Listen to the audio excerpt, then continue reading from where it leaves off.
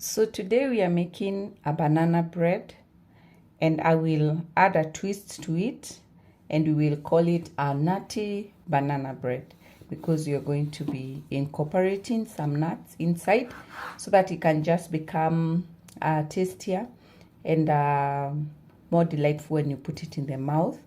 And I believe that this is going to be a very easy recipe to follow. What I will do, I will take you through the ingredients as I get to that step. So just remain keen. However, all the ingredients and the exact measurement will be put down in the description box, and you can always refer there so that if you want to replicate or half this recipe or double it depending on the quantity of the cake you want to prepare, please feel free to do that. So we want our cake being very spongy, moist and tender, and still able to hold a firm slice and have a caramel crust. Don't forget this important process. This is the first step you normally do to make baking your cakes, so that you don't forget it and it is not too late when you remember to grease your pans and set them ready so that you can be able to use them at the point where the batter will be ready.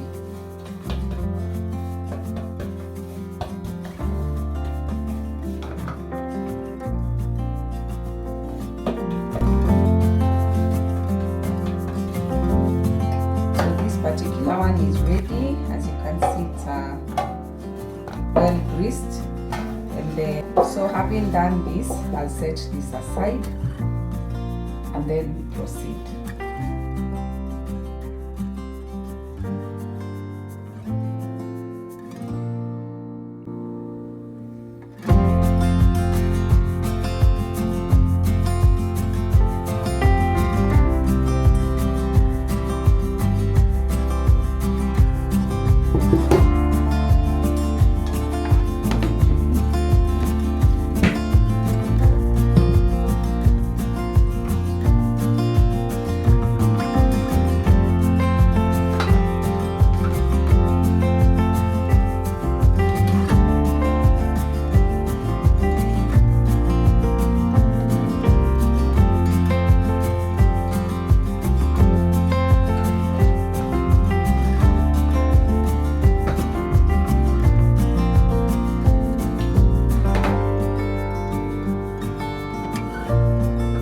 So over here you'll see me adding 1 tablespoon of cinnamon.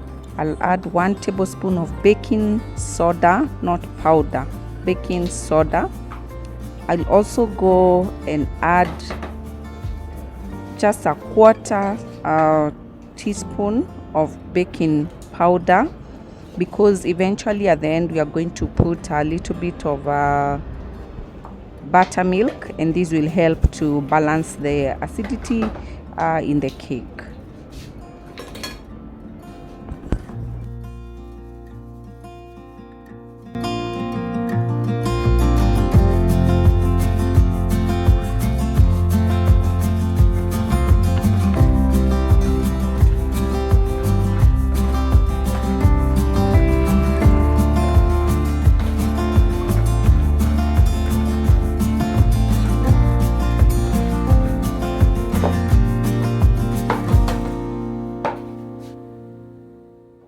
So I am going to add in 1 cup of sugar and 1 cup of slightly melted margarine.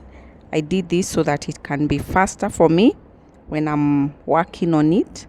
And we are going to be combining this to form part of our wet ingredients, and I believe you can be able to follow through.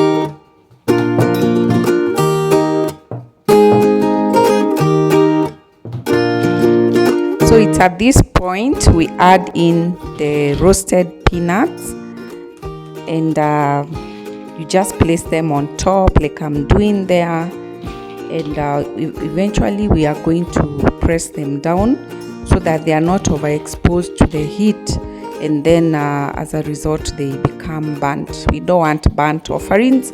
We want to have a cake that is caramel crust, caramel brown to be precise. So do that, and we'll be able to achieve the best results. As you can see, I did not mix them in the batter while I was mixing that. That is very deliberate, so that they can just be on top of the cake, and we'll be able to have them even appear on top of the cake.